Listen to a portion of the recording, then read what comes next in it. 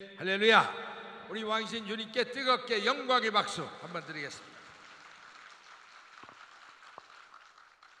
제가 오늘 저녁에는 주와 동행하는 생활, 왕의 복음, 이 성화의 복음을 여러분과 함께 말씀을 나누면서 은혜 받기를 원합니다.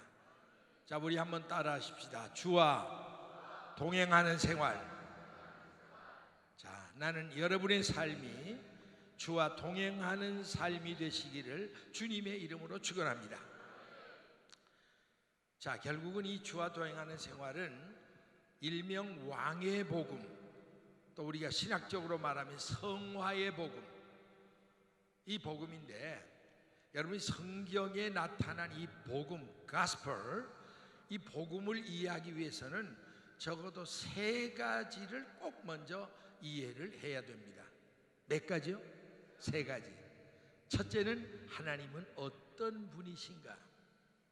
왜냐하면 모든 복음은 하나님의 그 아가페적인 절절한 사랑의 심장에서부터 시작하는 것이 복음이기 때문에 여러분, 하나님이 어떤 분인가를 알아야 복음을 압니다.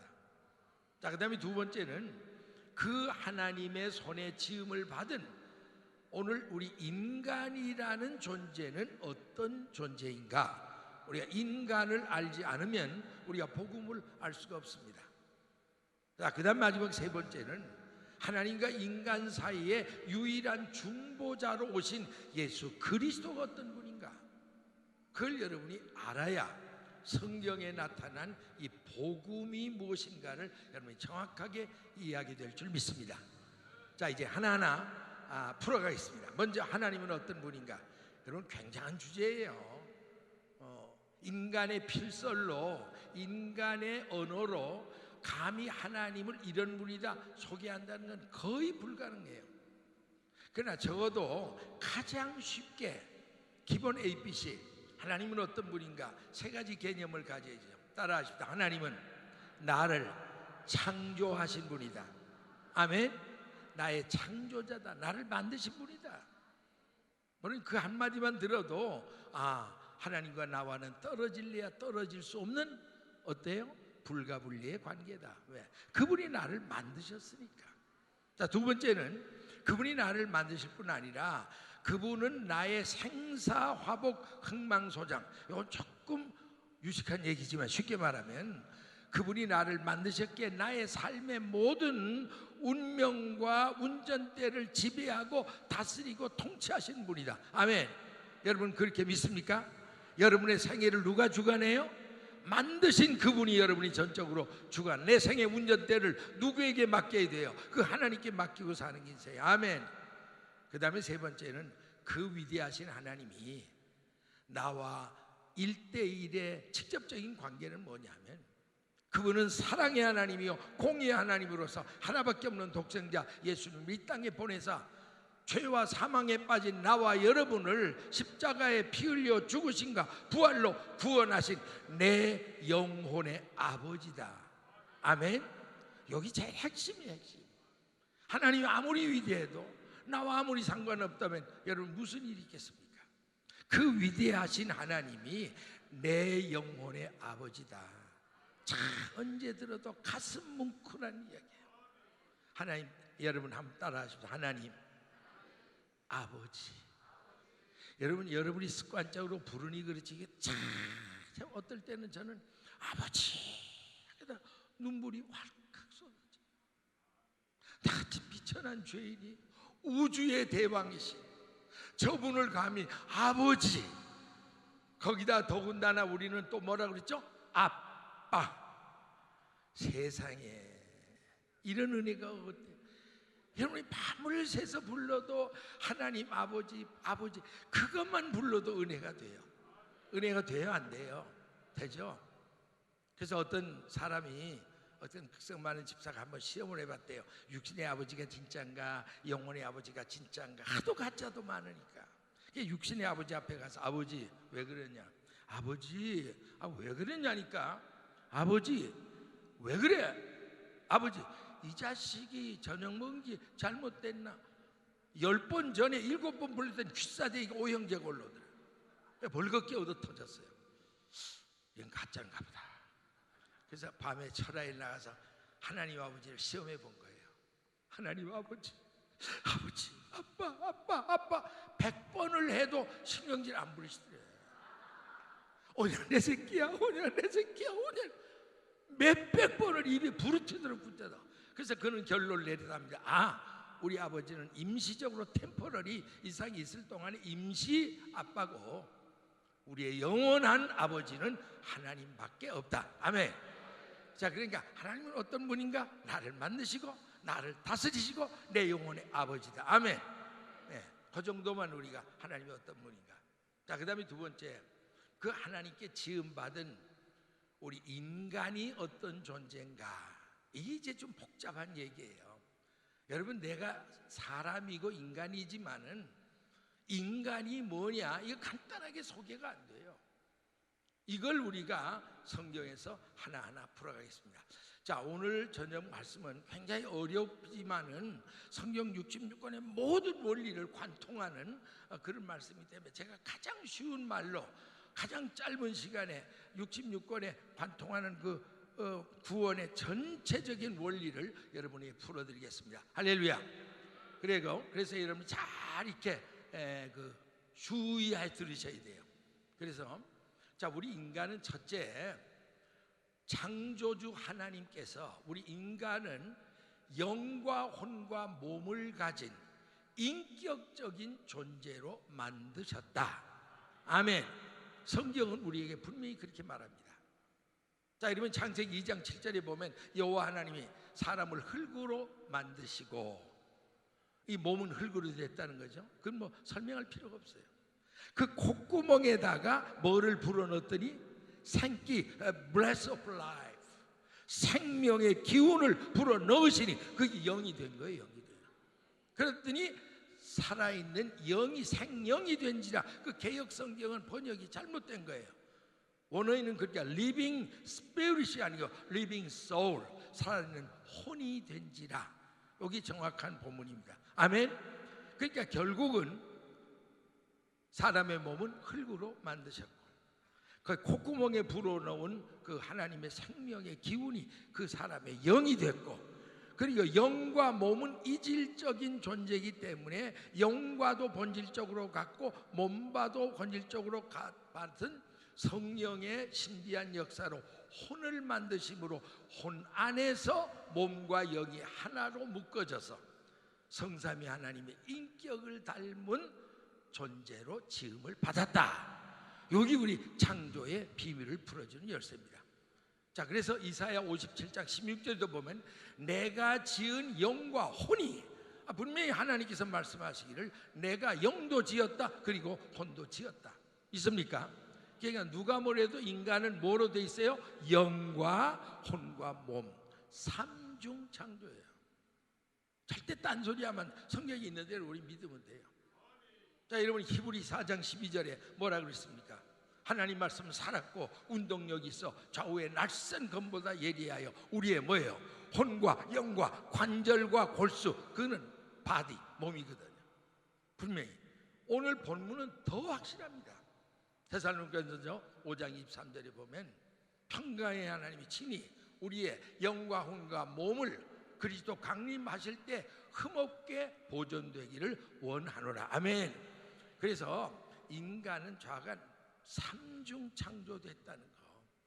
근데 이게 신학자들이 복잡하게 무슨 3분설이냐 2분설이냐 이 사탄이 자꾸 이런 설설 론론 이것 때문에 헷갈리지만은 여러분은 성경 그대로 믿으세요. 세계 언어 중에 가장 그 표현이 정확한 게 바로 히브리어와 헬라입니다.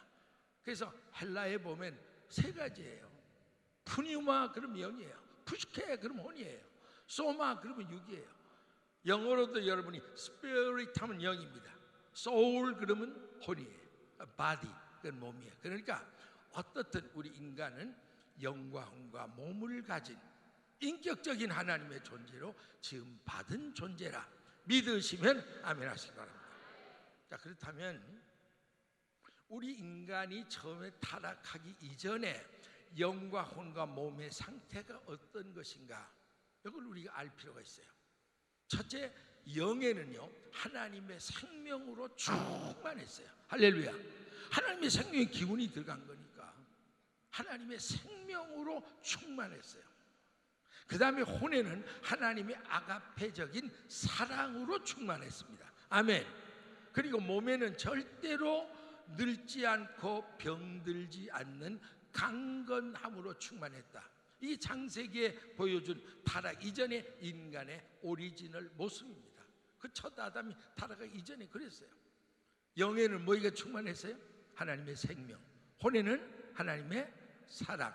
몸에는 병들지 않는 강건함. 할렐루야. 이게 타락 이전의 우리 인간의 모습. 타락 안 했더라면 우리가 얼마나 좋은 에덴에서 영원히 살 수 있었겠습니까? 그런데 결국은 우리 인류 시조가 범죄 타락함으로 이 세 가지 창조가 삼중 타락으로 이어지는 거예요. 자, 그래서 인간이 딱 타락하니까 영에는 하나님의 생명이 떠나면서 그 자리에 뭐이 들어왔냐면 사망이 자리매김한 거예요. 아멘. 여러분, 빛이 나가면 뭐가 들어와요?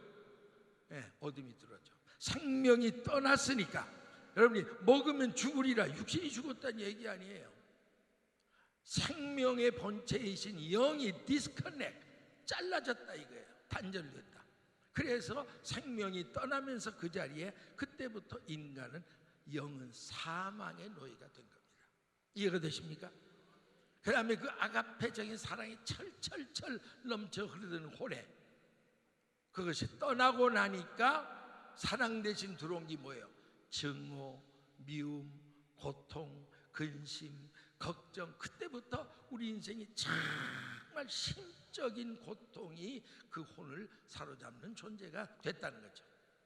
그 다음에 몸에는 병들지 않고 늙지 않은 강건함이 떠나면서 그때부터 인간은 늙게 돼 있고 병들어 죽는 존재로 전락했습니다. 참 안타까운 슬픈 이야기입니다. 자, 그러니까 삼중 타락함으로 말미암아 영에는 사망, 혼에는 온갖 심적 고통, 몸에는 질병과 사망이 자리를 잡았다. 이것이 성경이 우리에게 보여줘요. 이걸 뭐 성경을 하나하나 풀려면 한나절을 풀어야 되니까 하여튼 여러분 그 원리만 탁탁탁 이렇게 제가 집어주고 가는 거예요. 자, 그 다음에 이제 그렇다면 인간은 바로 이런 삼중 창조와 삼중 타락의 존재로 이제는 전락해 버렸어요. 그렇다면 마지막 세 번째로 예수 그리스도는 그럼 어떤 존재인가? 이걸 알기 위해서는 예수님은 삼중 타락한 인간을 다시 회복하기 위해서 세 차례에 걸쳐서 우리 인간의 영혼 몸에 그 타락을 회복했고 영혼 몸을 구원하는 역사를 이루신 줄로 믿습니다. 그 세 가지 과정이 뭐냐면 여러분이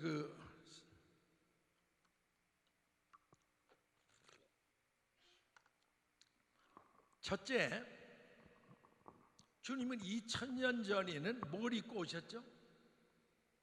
육체를 입고 오셨어요. 뭘 입고 오셨어요? 내가 이렇게 대답하고 묻는 게 훨씬 속편해. 시간도 세이브되고. 다시 묻습니다. 주님은 2000년 전에 뭐 입고 오셨어요? 육체를 입고 오셨어요. 그래서 그분은 십자가의 피 흘림과 부활로서 우리의 영의 구원을 완성했어요. 아멘. 여러분이 아주 정확하게 오늘 이 원리를 대충 대강 알지 말고 그분이 다 이루었다는 구원은 영의 구원을 전제한 거예요.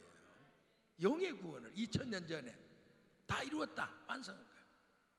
그리고 지금은 주님이 우리 안에 뭐로 들어와 계시죠? 성령으로 들어와 계시죠. 할렐루야. 그거 알면 이제 대대로 풀려. 성령으로 오셔서 그분은 우리의 혼의 구원, 그 성화의 구원을 지금 이루어 나가고 계십니다. 아멘.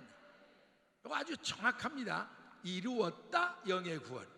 혼의 구원은 이루어 나가고 있다, ing. 현재 진행이에요. 아멘. 그리고 장차는 이 땅에 주님이 뭐를 입고 오시죠? 부활체를 입고 만왕의 왕 신랑으로 다시 오십니다. 아멘. 여러분이 신랑을 기다린 신부교회가 아닙니까? 자, 그분이 오셔서 우리의 몸의 구원을 이루어 주실 것입니다. 아멘. 요건 이제 미래에 속한 거예요. 자, 그러니까 여러분 이걸 정확히 알아야 과거 구원, 현재 구원, 미래 구원 이걸 알아요. 왜냐하면 목사님마다 여러 번 우리의 구원은 받은 구원입니다. 그리고 성경 구절 그런 거 있으니까. 또 어떤 분은 무슨 소리입니까? 구원이 언제 이루어졌습니까? 지금 이루어 나가고 있습니다. 또 그런 성경 구절이 있거든. 또 어떤 사람은 아닙니다. 앞으로 이루실 구원입니다. 헷갈리고 골 때려. 여러분이 누구 말을 믿어야 되느냐? 간단한 거예요. 영의 구원은 과거 이루어진 구원. 할렐루야. 혼의 구원은 지금 이루어 나가고 있는 구원. 아멘. 그 현재 구원. 미래 구원은 뭐예요? 장차 이루어질 구원. 아멘. 미래 구원. 간단한 거예요. 알면 원리를. 그 핵심이. 자, 그래서 오늘 성경에서 말하는 인간의 구원은 영의 구원만도 아니고 혼의 구원만도 아니고 몸의 구원만도 아니고 영과 혼과 몸의 전인적인 구원, 이걸 우리가 신학적으로 전인구원이라, whole salvation, 전인구원이라 그렇게 말합니다. 자, 그렇기 때문에 우리 인간이 영혼 몸의 전인적인 구원을 받기 위해서는 우리가 3단계의 변화가 필요해요. 이 단계에서부터 여러분이 잘 더 깊이 이해하세요. 나의 영 속에 2000년 전에 오셔서 영의 구원을 완성하신 주님을 My Savior, 개인적인 구세주로 영접해 드리면 뭐이 변하냐면 여러분의 신분이 먼저 변해요. 아멘. 여러분이 거듭나면 신분이 먼저 변하는 거예요. 자, 먼저 보세요. 죄인이 변하여 뭐이 돼요? 의인이 되는 거예요. 할렐루야. 또 마귀 자식이 변해서 뭐예요? 하나님 자녀가 되는 거예요. 그래서 우리가 그러더라고요. 원래 우리가 하씨였는데 타락하면서 마씨가 됐대. 주님이 오셔서 우리를 구원하니까 다시 우리가 하나님 자녀 하씨가 된 거예요. 할렐루야. 어떻게 됐든 여러분이 신분이 먼저 바뀌어지는 거예요. 신분. 죄인이 의인, 마귀 자녀가 하나님의 자녀, 그 다음에 지옥 갈 팔자가 천국 갈 십자로 바꿔지는 거예요. 이 뭐냐면 신분이 바꿔지는 거예요. 그 다음 두 번째, 우리가 신분만 바뀌어지면 안 되잖아요. 우리의 인격과 생활이 변해야 된다고. 그러기 위해서는 여러분이 나의 혼 속에, 잘 들으세요. 여기 첫 단계는 영 속에, in my spirit, 이 영 속에 구세주로 영접할 때 우리는 거듭나서 신분이 변화된 거예요. 그러나 두 번째 단계는 영 속에 구주로 들어오신 분이 혼 속에 그분을 나의 왕으로, 나의 주로 모셔드리면, 할렐루야. 여러분, 뭔 구원이 이루어지냐면 성화의 구원, 인격과 생활의 변화가 일어나는 줄 믿습니다. 이게 안 되면 아무리 수십 년 믿어도 인격과 생활이 변하잖아요. 여러분, 그런 고민 없습니까? 여러분, 믿은 지 오래돼요. 또 모태적 지난 갔어요. 뭐 몇 대째 자손이라고 자부합니다. 근데 여러분이 분명히 거듭났다. 근데 왜 인격과 생활이 안 변하나? 사실 우리의 고민의 핵심은 그거예요. 말은 안 해도 구원 받았다고 하는데도 내 인격과 생활이 전체로 안 변하는, 왜? 이건 혼의 문제니까. 영은 거듭났지만 혼은 아직도 안 깨졌단 말이에요. 그거는 주님이 영 속에 구주로만 들어오셔서 되는 건 아니에요. 내 혼 속에 왕으로 들어오셔 그분이 예수의 영으로 충만할 때, 할렐루야, 그게 성령 충만이에요. 그 성령 충만하면 여러분이 인격과 생활이 변해서 그때부터 무슨 생활이 이루어지냐면 주와 동행하는 생활이 이루어지는 거예요. 이 원리를 잘 이렇게 알면 돼요. 이게 안 이루어지면 절대로 여러분이 수십 년 믿었다고 되는 것도 아니고 절대로 안 되는 거예요. 이 과정을 정확하게 스텝을 밟으셔야 돼요. 자, 그러나 아직도 뭐가 안 변했느냐? 야, 우리 영은 거듭남으로 변해요. 그래, 우리가 혼은 주님이 우리 안에 왕이 되셔서 그분이 나의 삶을 100% 컨트롤하고 지배할 때 우리가 비로소 성화의 구원, 인격과 생활이 변합니다. 아멘. 근데 하나 남은 게 뭐냐? 이 바디, 몸입니다. 이 육을 입고 있는 동안 우리는 계속해서 그렇게 기도를 많이 하고 그렇게 은사 충만하게 해도 육을 입고 있는 이상 계속 우리는 육성에 사로잡히고 죄를 짓고 시행착오를 하고 범죄를 하고 낙심하고 그런단 말이야. 그 문제는 이 몸이 변화돼야 돼. 근데 몸은 살아생전에는 절대로 변화가 안 돼요. 아멘. 누가 오셔야 돼요? 우리 주님 재림하시는 그날, 죽은 성도 부활하고 산 성도 휴거할 때 여러분의 몸이 썩지 않는 영화로운 부활체를 입을 때 여러분의 몸이 체질마저 변해서 하늘나라에 들어가게 되는 줄로 믿습니다. 아멘. 요 과정을 여러분이 잘 아시면 돼요. 이게 마치 뭐 같으냐면 이렇게 쉽게 생각할까요? 여러분, 평범 속에 비범의 진리가 있어요. 사람이 인간의 일생을 보면요, 첫째, 출생이라는 일회적인 사건 속에서 생명이 태어나죠. 잘 들으세요. 출생. 그 다음에는 출생만 했다고 되는 게 아니라 그 다음에는 성장이라고 하는 일생적이요 점진적인 과정을 거쳐서 계속 성장해 가는 거예요. 아멘. 그러다가 마지막 죽음이라는 일회적이요 순간적인 사건으로 인생의 일생이 맞춰지는 거예요. 아멘. 요거와 똑같은 원리에서 우리 영이 거듭나서 하나님의 자녀가 되는 거예요. 그러나 그 거듭남만 가지고는 안 돼요. 우리는 이제 성화가 돼야 돼요. 그래서 우리가 그건 일생 동안 성화는 일생 동안 이루어 나가는 거예요. 그러니까 사도 바울도 완전 성화를 말한 적이 없어요. 내가 이미 얻었담도 아니야, 이루었담도 아니라 예수 그리스도께 잡힌 바 된 그것을 잡으려고 뒤에 것을 잊어버리고 앞에 있는 표대를 향하여 달려간다. 아멘. 사도 바울도 달려나가는 과정상의 성화를 얘기했습니다. 다 이루었다 하는 게 아닙니다. 그러다가 결국은 마지막에 예수님 오신 그날 우리가 부활하고 휴거해서 완전히 몸마저 썩지 않을 예수님과 똑같은 몸으로 변화돼서 하나님 나라에 들어갔을 때, 할렐루야, 그때 우리의 구원이 완성되는 구원, 이걸 바로 전인 구원이라고 합니다. 그래서 누가 뭐래도 한 번 받은 구원은 영원하다, 이건 완전히 마귀의 복음이에요. 마귀 복음. 우리가 받은 구원은 지금 영의 구원에 불과한 거예요.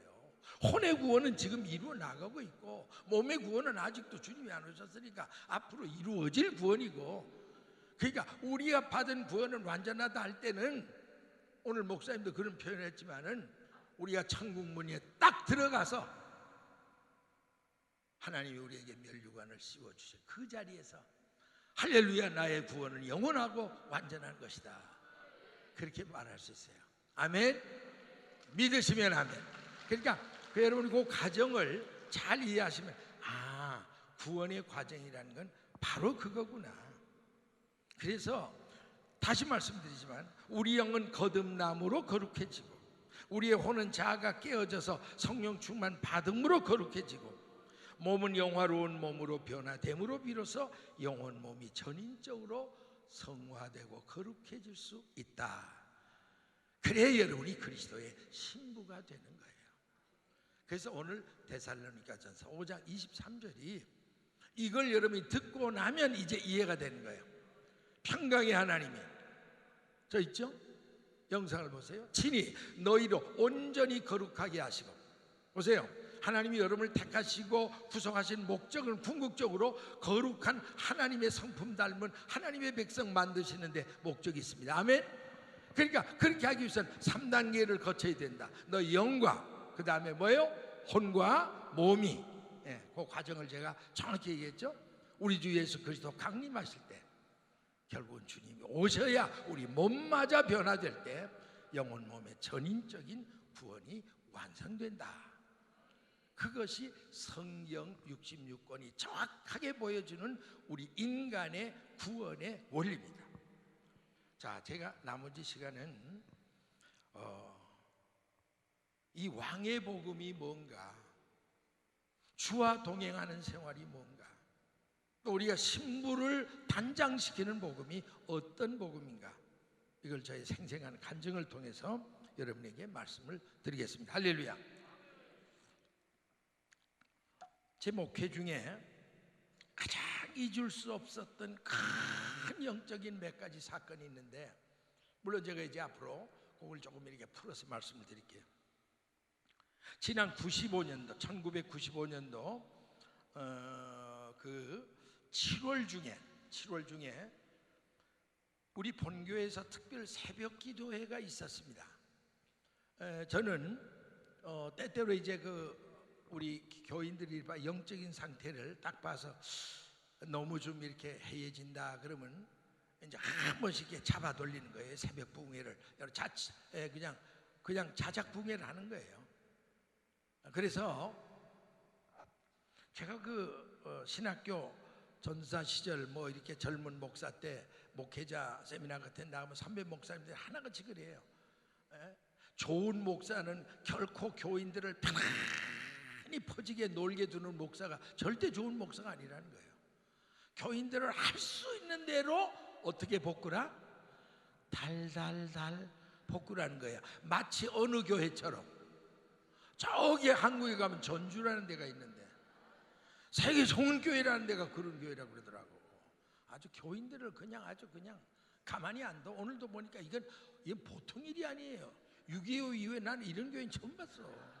아니 세상에 새벽에 있으면 됐지, 또 무슨 오전에 있으면 됐지, 또 오후 그것도 또 뭐 안수에다가 뭐에다가 난 그거 따라가다 오늘 몸살 나게 생겼다.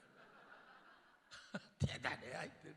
그래도 이렇게 꽉딱없이 여러분이 다른 교인들도 물론 오셨겠지만 본교인들이 오신 걸 볼 때 참 좋은 교회다. 주님을 기다리는 신부의 모범적인 한국과 미국의 전체를 따져 아마 전 세계적으로도 전 세계를 다녀서 잘 알잖아요.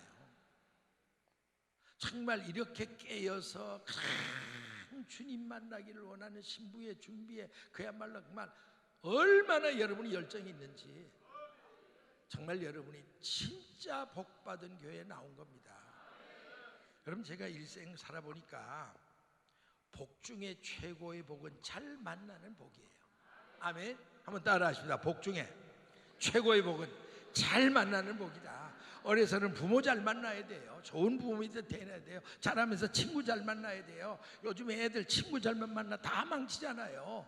여러분 또 그래서 전혀 총각이 될 때는 뭘 잘 만나요? 부부가 잘 만나야 돼요. 결혼 잘해야 돼요. 잘못 만나면 뭐예요? 평생 원수가 아니라 뭐예요? 평생 왼수요, 왼수. 여러분 잘 알잖아요. 그리고 직장 잘 만나야 돼요. 근데 마지막에 진짜 중요한 건요, 좋은 교회 잘 만나야 돼요. 교회가 누가 그런데 그 교회가 잘 만난다는 말은 다른 말로 말하면 좋은 목자를 바로 만나야 돼요. 이게 말세 성도들에겐 더 말할 필요가 없어요. 뭐 돈은 벌었다가도 못 버는 거고 뭐 사업은 일어났다도 많은 거고 뭐 그거 그래 별거 아닙니다. 그러나 여러분의 마지막 생명을 좌우하는, 여러분의 생명을 책임지고 천국 문앞까지 안내할 수 있는 신실한 주님이 인정하는 목자를 만난다는 게 이 시대 하늘의 별따기입니다. 사실이에요. 저는 목사 세계를 너무 잘 알잖아요. 제가 뭐 부흥사 세계, 목사 세계, 선교사 세계, 하여튼 그건 제가 저만치 오래 많이 아는 사람도 그렇게 많지 않아요. 그래서 제가 전체적으로 볼 때 천국 제대로 가르치고 구원 바로 가르치고 깨워서 종말복음 깨워서 신부단장하고 이런 교회가 눈을 닦고 봐도 많잖아요. 자꾸 교회가 좀 커지면 이게 무슨 일인지 WCC 같은 거 또 무슨 뭐 종교다원주의 도깨비가 자꾸 이런 데 미쳐가지고 아니 온 세계 교회가 지금 다 변질되고 지도자들이 타락하고 그런데 이 교회는 어떻게 된 교회가 이렇게 그냥 극성밖에, 그것도 뭐 두세 달에 한 번씩 이런 집회가 모인대서요. 야 정말 참 진짜 대단하다. 어쨌든 여러분이 잘 만남의 복이 최고의 복인 줄로 믿으시기 바랍니다. 그래서 그때 제가 들은 말이 있거든요. 교인들을 절대 편안하게 풀어주면 안 된다. 그러니까 할 수 있는 대로 달달달 볶아야 된다 이러더라. 나는 또 상당히 제가 순진하다고. 여러분 보기도 제가 약간 순진하게 생겼잖아. 따라하십니다. 착각은 자유다. 착각은 자유예요. 그러나 착각은 돈이 안 들어요. 따라하시면 오가는 착각 속에 헷갈리는 너와 나. 예, 예. 작은 어떻든요. 제가 약간 순진한 데가 있다. 난 그대로 했어. 처음에 그냥 전도 시절에 그냥 젊은 목사님 막 우리 교회에 들어오고 그냥 달달 새벽부터 볶았더니 이 또 너무 볶으니까 탑디다. 이게 적당히 볶아야지. 먹는 것도 콩이고 밤이고 뭐 볶는 것도 노릇노릇하게 먹기 좋고 이렇게 보여야지. 아주 폭 태워버리면 이게 망치는 거야. 그래서 너무 그냥 덜 볶아 됐더니 타고 다 도망가 이웃교회로. 아이고 이 교회 나 힘들어 못 나오겠다. 그냥 가만히 이거 아닌데 내가 잘못 배웠다. 그래서 그 다음에 마냥 풀어줬지. 그냥 그랬더니 꼴이 말이 안 돼 교회가. 그래서 고민하던 중에 그 한국의 유명한 목회자의 거의 그 참 짐볼같이 여기는 한경림 목사님의 세미나를 제가 갔어요. 수백 명 목회자 쫙 모이는데 그 목사님이 그 원로 목사님 노련하신 분이잖아요. 그분 얘기가 자기는 중용 철학을 택한다고 그러더라고. 예수님도 하늘 보좌 위에서 너희들 올라와라 그런 게 아니고, 그렇다고 지옥까지 내려가지도 않고 세상까지 내려와서 같이 붙잡고 상향지향적으로 천국으로 올라가지 않냐. 목회자들도 자기 수준에만 올라가고 그냥 교인들 들볶고 되면 교인들이 올라오다 다 끊어지고 안 된다는 얘기예요.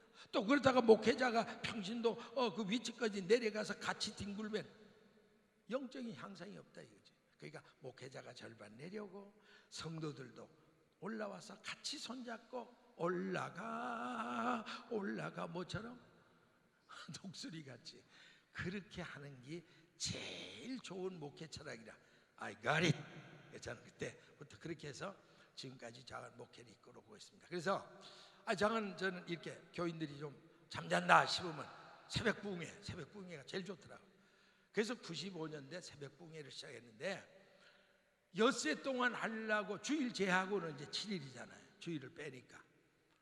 그런데 하나님의 성령이 막 폭포수같이 역사하기 때문에 12일 동안 새벽 부흥회를 했던 그게 우리 교회의 영적인 큰 아주 터닝 포인트, 하나의 전환점이 됐습니다. 자, 그래서 제가 그때 이제 여기 목회자들도 오시고 해서 참고로 제가 말씀드린 거예요. 내가 뭘 전할까? 새벽 부흥회니까 좀 특별한 말씀, 그래도 스페셜 음식이 나와야 되잖아. 부흥회니까, 명색이 새벽 부흥회니까. 그래서 가만 생각하다가 저는 이제 강해 설교를 많이 합니다. 차례대로 마태복음, 마가복음, 뭐 누가복음, 사도행전 쭉 하다가 그때 요한복음까지 그 강해 설교 끝났어요. 그래서 잘 됐다. 사도행전이 성령행전. 사실 사도행전은 말은 안 맞아요. 사도들의 행전을 기록한 게 사도행전이 아닙니다. 사도들을 통해 역사하시는 성령님의 행적을 기록한 게 사도행전이. 아멘. 그러니까 제대로 말하면 성령행전이에요. 한번 따라하십니다. 사도행전은 성령행전이다.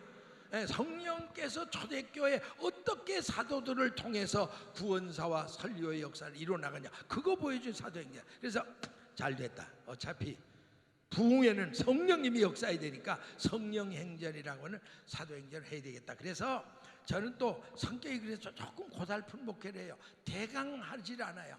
그냥 설교를 해도 말짜듯 되짜듯 싸고 쓰고 기록하고 그냥 그렇게 해서 정확하게 하지 않으면 대강 나는 그런 거 제일 싫어해. 목사님들이 준비도 안 하고 머리도 제대로 안 빗고 넥타이도 삐뚤게. 여러분 본문에 은혜 되시기 바랍니다. 아니 세상에 그러려면 목사를 뭐라 뒀어. 뭘 본문의 은혜가 돼. 본문을 좀 풀어가지고 매겨야지. 그러니까 아주 저는 철저히 준비를 해요.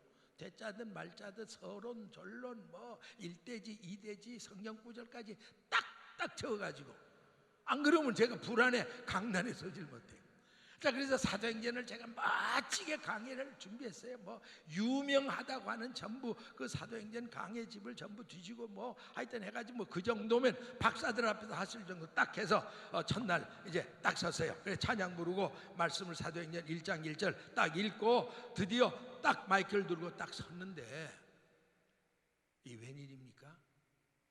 내 입에서 그렇게 원고까지 완벽하게 짜진 사도행전의 사자도 안 나오는 거 있죠.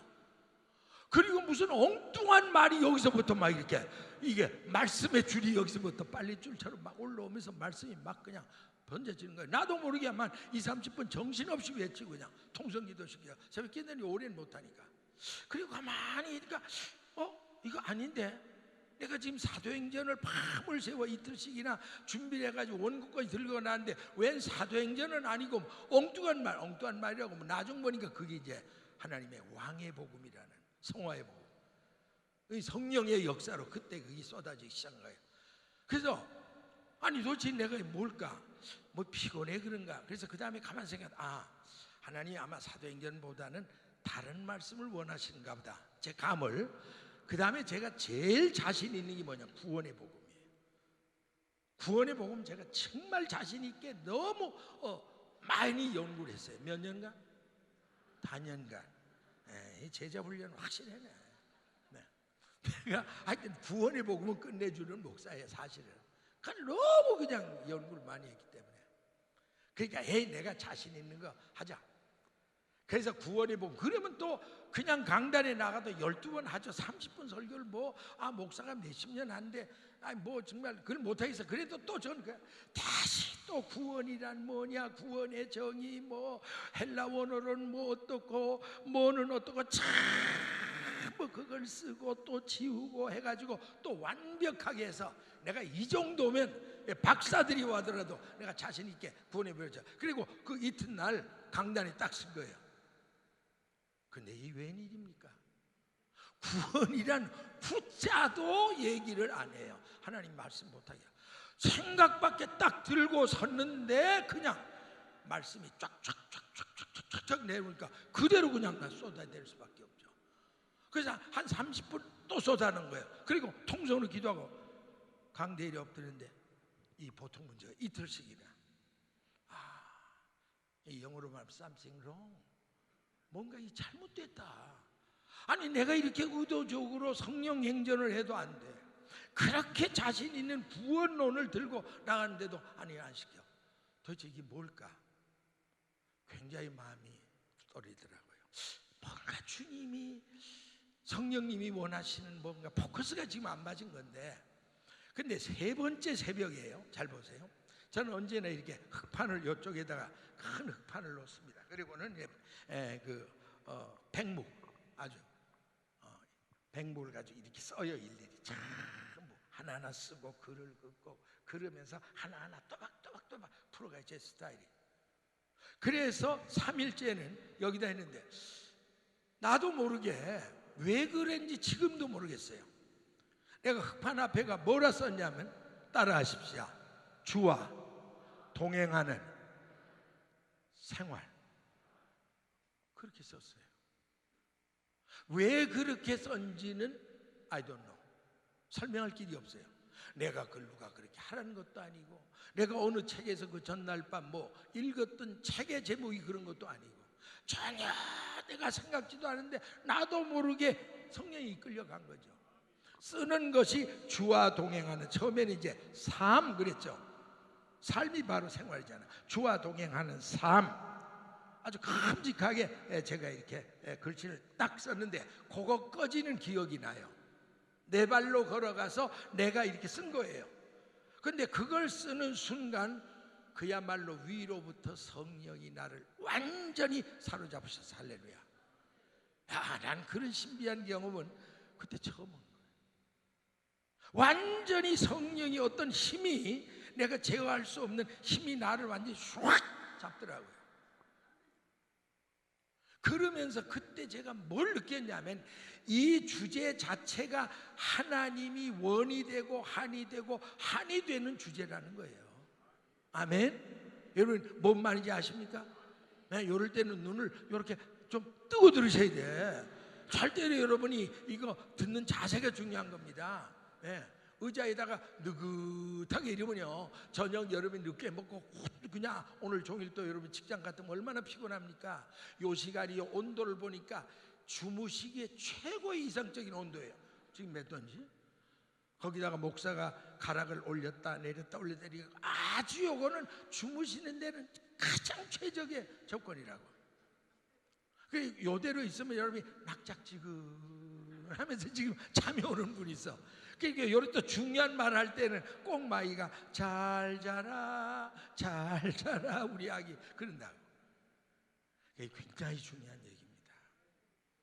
내 평생에 나도 모르게 이끌려가서 주와 동행하는 삶, 이거를 딱 거는 순간 위로부터 완전히 어떤 강력한 힘, 성령의 능력이 나를 사로잡더라. 그때부터 나는 엿새 동안 12일 동안요, 긴 얘기를 짧게 하면요, 밤이 지난지 낮이 지났는지 하나님이 거의 잠을 안 재우시더라고. 나는 그렇게 신비주의자가 아닙니다.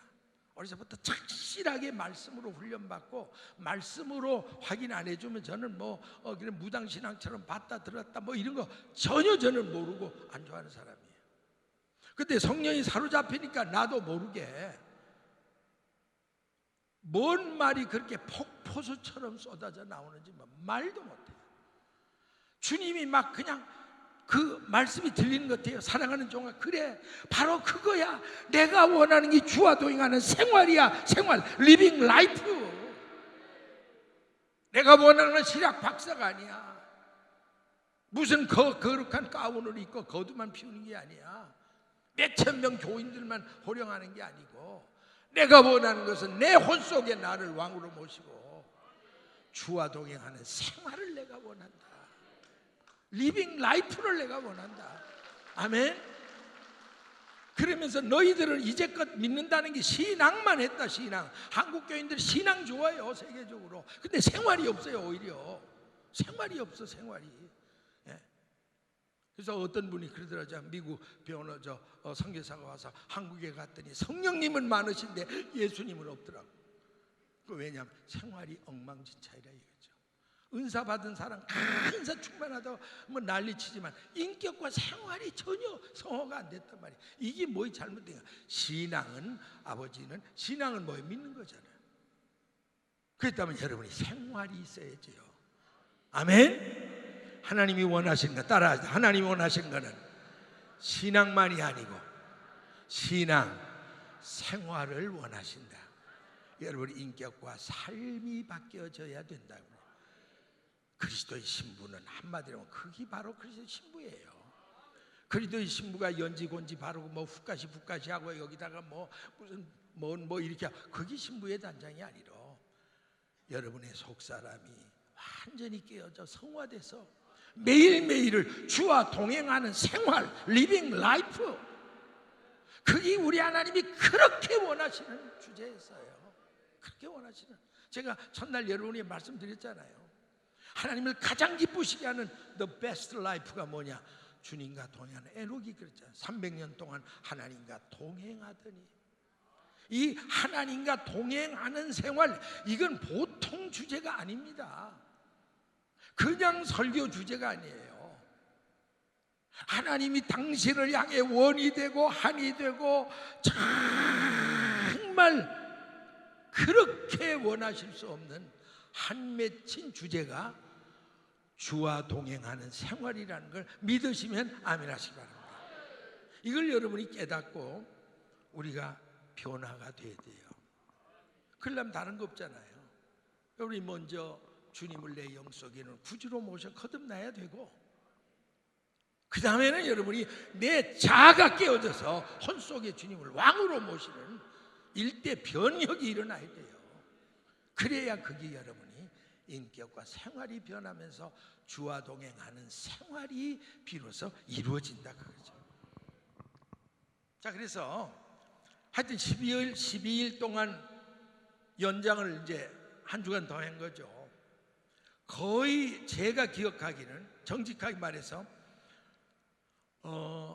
어떨 때는 30분, 1시간 정도밖에 안 재워요. 성령님이 깨우셔요. 잘라 그러면 깨워서 깨우고, 그리고 그렇게 말씀이 여기서부터 척척척척척척, 그때부터 제가 이 말씀이 막 풀어지기 시작하는 거예요. 막 이렇게 척척척척 풀어지는데 얼마나 오묘한 말씀이 풀어지는지. 할렐루야. 자, 이제 그러면서 마지막 3일은 거의가 아주 뜬 눈으로 왜냐하면 말씀이 막 쏟아지면 이걸 놓치니까 일어나 또 노트에 쓰다가 또 잊어버리고 또 기도하면 또 막 영감이 충만해지면 그 이상하더라. 그 신비한 세계인데 성령이 충만해지면요 그 영적 세계가 쫙 열려요. 그리고 말씀이 막 창세기서부터 쫙쫙쫙쫙쫙 풀려요 이렇게. 그러다 그 영감이 어두워지죠. 그럼 또 거짓말처럼 뭔지 모르겠어요. 그러니까 글의 길을 밤새도록 씨름하는 거죠. 그래서 거의 아주 한 마지막 한 주간은 한 3, 40분 정도 잔거 외에는 거의 3일은 뜬 눈으로 세면 그때 하나님이 이 마지막 날 새벽에 내게 왕의 복음을 주셨습니다. 무슨 복음이요? 예, 왕의 복음. 자, 아마 여러분 이번 그 집회 순서지를 보면 조금 의아해하는 분도 있을 거예요. 왕의 복음이 도대체 뭐냐 이거예요. 왕의 복음. 저도 평생에 왕의 복음이라는 들은 적이 없어요.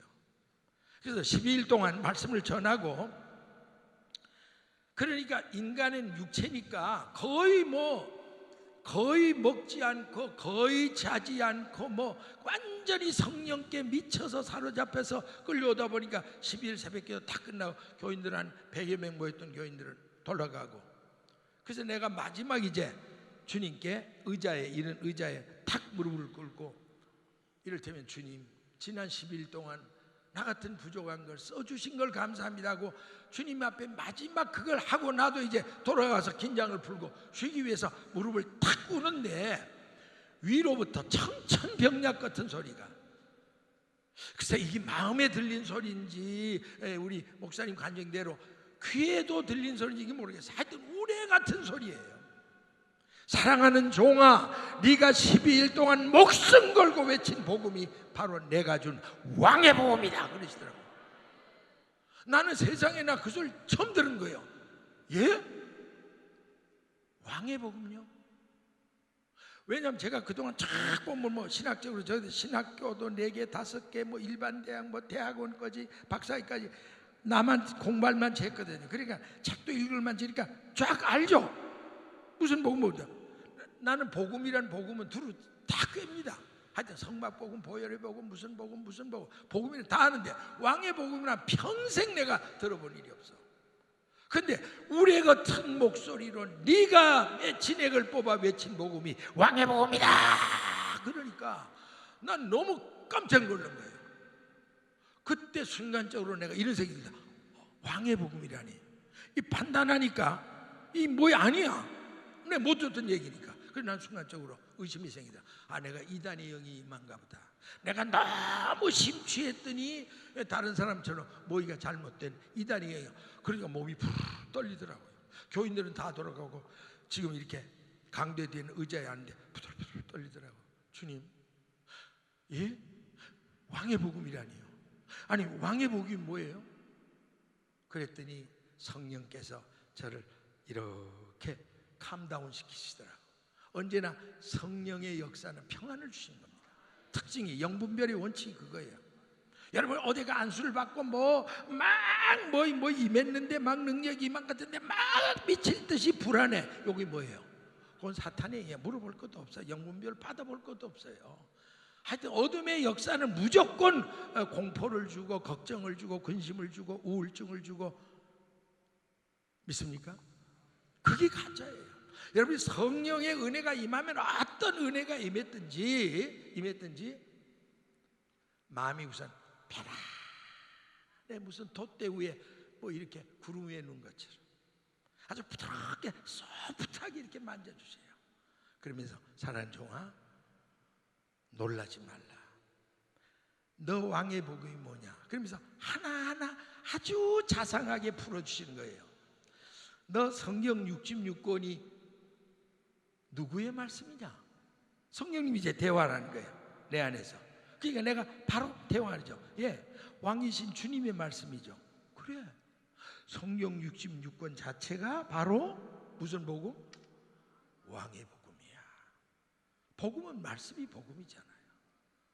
왕이신 그분의 말씀이에요 이게. 여러분 잘못 들은 왕의 복음은 꼭 이단에서 왜 그런 게 있잖아요. 그 비슷한 얘기를 하는 이단들이 있다고. 그런데 이 66권 자체가 왕이신 그분의 말씀이에요. 아멘. 그러니까 이 왕의 복음이에요. 그냥 문자 그대로. 그러니까 하자가 없더라고. 주여 그러네요. 그 다음 두 번째로, 너 66권의 모든 예언의 초점이 어디를 향하고 있느냐 그러더라고. 그러니까 저는 아니까 이제 대답이, 그래서 여러분이 성령의 영감이 오는 것도 내 속에 6독의 물이 차야 포도주가 되는 거예요. 이건 뭐 채우지도 않고 주여 나는 무슨 운팔자에 이렇게 부흥회를 수십 번 하고 안수발수 다 받았는데 나는 왜 은사가 안 옵니까? 이러지 말고 여러분이 6독의 물이 차야 돼. 특별히 우리 사역자들은요, 말씀이 여기까지 차야 하나님의 역사가 일어나요. 그러니까 하나님 성령이 물으면 척척척척 대답이 막 나가는 거예요. 말씀으로 묻고 말씀으로 대답하고. 그러니까 뭐 거칠 게 없죠. 네. 그러니까 얘기가 쉬워지는 거예요. 너 성령에 나타난 예언이 누구라? 구약 성경은 메시아 보내준다는 거죠. 그래, 메시아 왔나? 맞죠? 그 메시아 신약 성경에는 누구 보내준다고 했냐? 내가 하면 성령 보낸다고 해. 성령이 왔냐? 왔죠? 그래서 오순절 마가다락방에서 성령이 일어났죠. 그러면 성령 복음 가라사대 사도행전부터 요한계시까지 누가 다시 오신다고 했냐? 재림 주님이 다시 오신다고. 뭐로 오신다고 하냐? 만왕의 왕으로 오신다고 했습니다. 이게 척척척 풀어지는 거예요.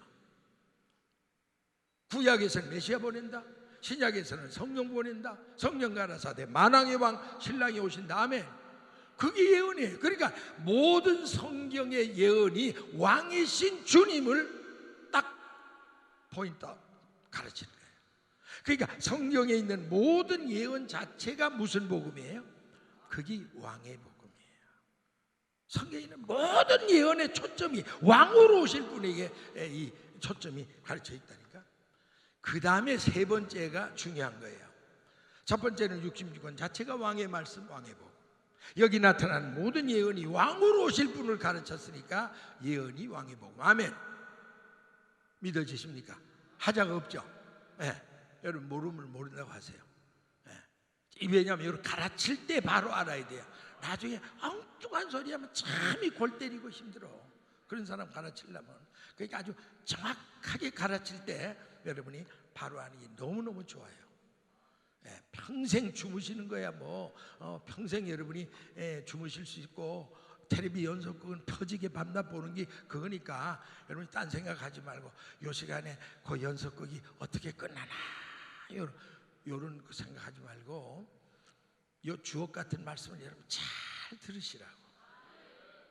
너무너무 중요한 거예요. 아무 때나 누구를 통해서 듣는 말이 아니니까. 제 일생의 노아의 엑기스만 짜서 여러분에게 쪽쪽 짜서 이렇게 입에다가 지금 집어넣어주고 있어요. 이걸 아는 사람은 복이 있다. 할렐루야. 자, 그래서 그런데 그게 왕의 복음이고, 세 번째는 인간은 영과 허물로 돼 있지 않냐?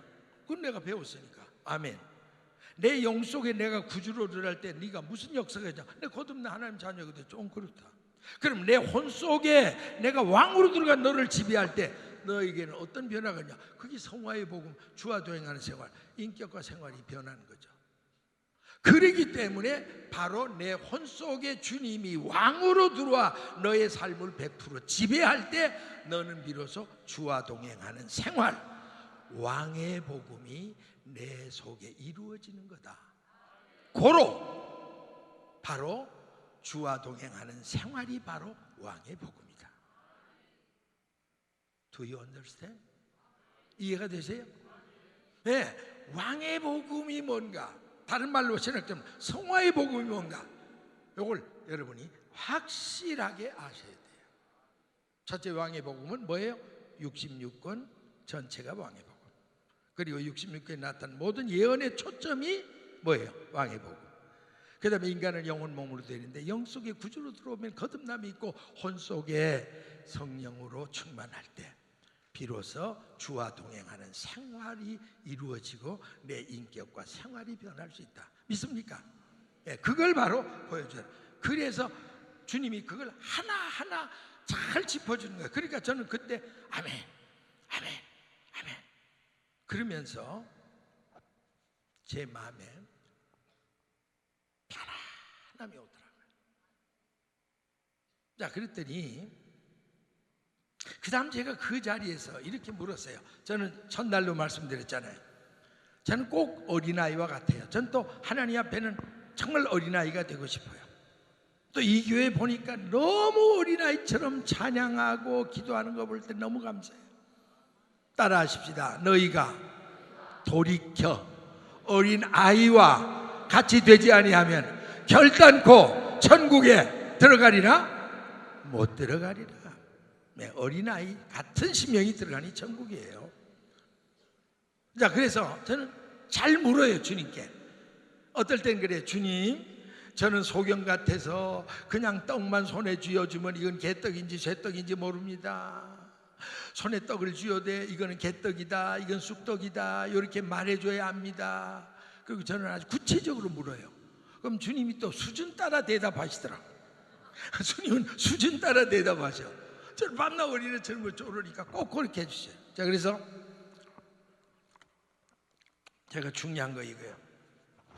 하나님, 그러면 제가 이제껏 20살서부터 전 세계 다니고 전국에 다니면서 계속 부흥에 인도하면서 제가 제 딴에는 줄기차게 그 원색적인 복음, 보혈의 복음, 구원의 복음, 뭐 성막 복음, 또 뭐 복음 다 제가 복음을 전했지 않습니까? 근데 도대체 왕의 복음이 왜 또 필요한 겁니까? 그리고 제가 물었어요. 그랬더니 그때 주님이 두 가지로 대답하더라고요. 첫째, 왕의 복음은 이 시대의 순교자들을 깨워서 순교할 주의 종들과 성도들을 깨워서 무장시키는 복음이 왕의 복음이다 그러더라고요. 아멘. 이걸 여러분이 귀가 바짝 뜨리게 들려야 돼요. 나는 여러분이 다 순교자의 반열에 들어가시기를 주의 이름으로 축원합니다. 제가 88년도부터 줄기차게 아주 머리가 빠지도록 종말복음을 파헤쳐 보니까 최고의 복은 두말할 거 없어요. 순교자예요, 순교자. 여러분 뭐 어떡하지? 순교만 하면요 최고의 복이 천년왕국에 들어가 분봉왕, 그 다음에 하늘나라에도 거룩한 성 예루살렘, 하나님의 보좌 앞에 가서 하는 그 영광스러운 삶이 순교자에게만 주어지는 특권입니다. 아멘. 그 다음에는 휴거자죠, 휴거자. 그리고 아닌 거는 남아서 환난을 통과해서 들어가는 사람들. 그러니까 나는 여러분들이 정말 순교자의 반열에 들어갈 수만 있다면 그 이상 영광이 없는 줄로 믿으시기 바랍니다. 그런데 이 왕의 복음, 이 성화의 복음이 바로 이 시대의 주의 종들과, 왜? 앞으로 박해 시대와 환난 시대가 눈앞에 다가왔는데 지금 우리가 좋은 세월 속에 또 그래도 한국에도 이렇게 아직은 신앙의 자유가 보장된, 이제 여러분이 조금 지나면요 예수 믿는 것 때문에 여러분이 축출당하고 총살을 당하고 매를 맞고 감옥에 가도 목배, 이런 데가 이제 얼마 안 남았어요. 그러니까 여러분이 정말 순교의 그런 각오가 돼야 되는데, 그러면서 주님께서 내게 깨우쳐 준 게 그거예요. 오늘날 많은 선교사들이 선교지에 나가 있지만 내가 이 민족을 위해서 이 선교에 대해서 내 뼈를 묻겠다, 여기서 순교하겠다, 그런 각오를 가진 선교사들이 거의 없다 그러더라고요. 주님은 그렇게 말씀하셔요. 빨리 한 텀 끝내고 또 고국으로 돌아가는 거, 또 선교지를 바꿔서 좀 더 편안한 데로 가겠다는 그런 선교사들이 대부분이지, 물론 다 그런 거 아니에요. 여기 오신 선교사님들은 그런 분들 한 분도 안 오셨어. 아멘. 그러니까 주님이 이 시대의 눈에 비춰진 순교해야 할 주의 종들과 성도들이 순교의 과거를 안 한다 이거예요. 할 수 있는 대로 피하고 싶어 하는 거예요. 그러니까 너는 전 세계에 나가서 이 왕의 복음을 전해서 순교할 주의 종들을 깨우고 순교할 성도들을 깨워서 순교의 영광을 맞이하라고 가르쳐라. 그래서 내가 너에게 왕의 복음을 준 거다 그러더라고. 난 그때 바로 이거구나. 바로 이 시대의 마지막 복음이 이 왕의 복음이요, 이게 바로 성화의 복음. 성화의 복음 이상 없어요. 우리가 주님 앞에 신부가 뭐예요? 깨끗하게 신부단장, 그게 바로 성화, 그게 성령 충만 아니에요? 그 이하도 이상도 아니에요. 그리고 두 번째 또 한 가지 목적은 왕으로 신랑으로 다시 오실 주님이 곧 다시 오시는데 말세 신부될 성도들을 깨워서 신부 단장시키는 복음이 왕의 복음이다 그러시더라고요. 아멘. 이 어떤 교회에 제일 적합한 복음일까요? 저기 한국 가면요 전주가 있더라고. 네. 전주란 이름이 여러분이 뭔 뜻인지도 모르죠. 전 이름을 참 잘 짓는 은사가 있어요. 척 들으니까 전부 구원받아야 할 사람들이 전주에 살아. 믿거나 말거나 따라 하십니다. 전부 구원받아야 할 사람들이 사는 곳이 전주다. 그러니까 이 특별한 교회 보니까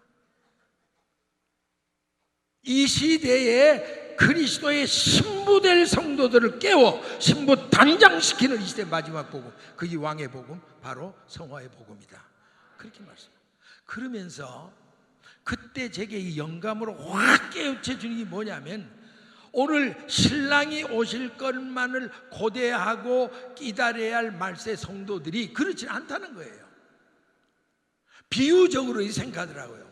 신랑은 곧 오는데 정조를 지키고 끝까지 목숨 걸고 신랑을 맞이할 준비한 성도는 거의 볼 수 없고, 다 마귀란 정부놈과 눈이 맞아서 호텔방에 들어가서 온갖 범죄를 하고 뒹구는 모습이 이 시대에 타락한 신부들의 모습이다.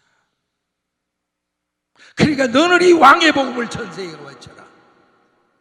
그래서 잠자는 신부들로 하면 깨라고 외쳐라. 아멘. 그래서 그들로 하여금 신랑을 맞이하려면 신부의 준비가 되는 거죠. 사실은 주님이 언제 오는가 그게 그렇게 중요하지 않아요. 밤낮 그것 때문에 이단들이 생기잖아요. 주님 모른다 그랬으면 모르는 게 정답이에요. 아멘. 뭘 그걸 별스럽게 지가 안다고, 뭘 묵시 계시를 받았더니 뭐 매돌 며칠 어디서 온다가.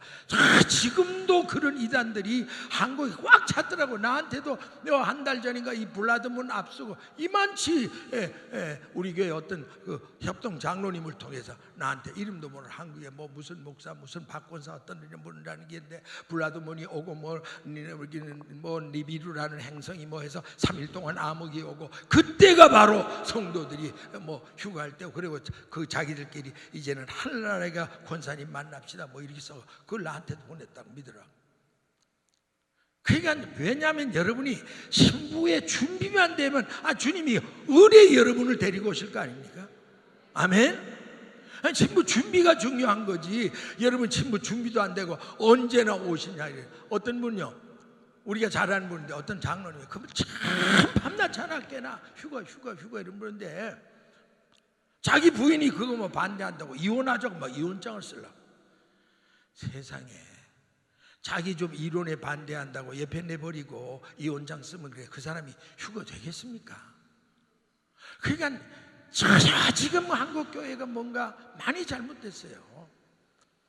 여러분이 언제 오시는가 문제가 아니라 언제 오셔도 맞이할 수 있는 신부의 준비가 가장 우선적인 줄로 믿습니다.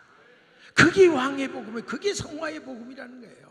그래서 그걸 어떻든 신부께와 단장시켰는데, 지금 신부는 신랑을 기다리지 않고 마귀란 정부놈과 눈이 맞아서 호텔방에서 온갖 죄를 지고 뒹구는 모습이 내 눈에 비춰진 이 시대 신부의 타락한 모습이다. 너는 하루속히 이 복음을 전 세계 다니면서 전해서 신부들이 깨어서 준비하라고 해라. 아멘. 전 그때 비로소 이 왕의 복음을 주신 목적이 뭔가를 알았습니다. 나는 여러분에게 이 말씀 내가 하나 풀어드릴게요. 여러분 성령 충만, 결국은 한마디로 말하면 여러분 신부의 준비는 성령 충만이에요.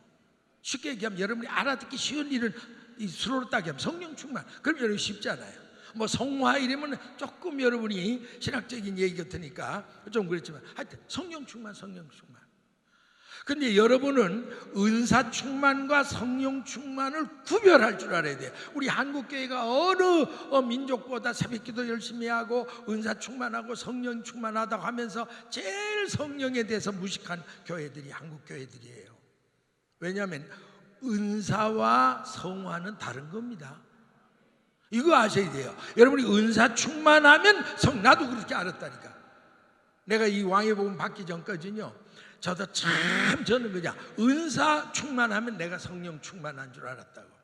그래서 그냥 그때 한국 강산에서 뭐 그런 또 바람이 불었자야 농작 같은 능력을 받아서 뭐 제2의 모세가 되라, 엘리야가 되라. 그래서 저도 풋내기 용심에서 하여튼 보따리 싸지고 유명하다는 기도원 같은 데 가서 기도 안 한 데가 없고, 정말 하여튼 밤낮 구하는 건 농작 같은 능력 달라고. 만약 농작 같은 능력이 나와서 그냥 막 뒤집고 막 사람들이 쓰러지고 베니인처럼 그러고 뭐 누구처럼 그러고 뭐 텔레비에 나오는 그 인기 있는 목사처럼 뭐 이렇게 하면 확 자빠졌다 일어났다. 하도 자빠진 사람 많은 내가 일일이 인터뷰를 했어요. 당신 왜 자빠졌냐? 왜 자빠진지 모른대.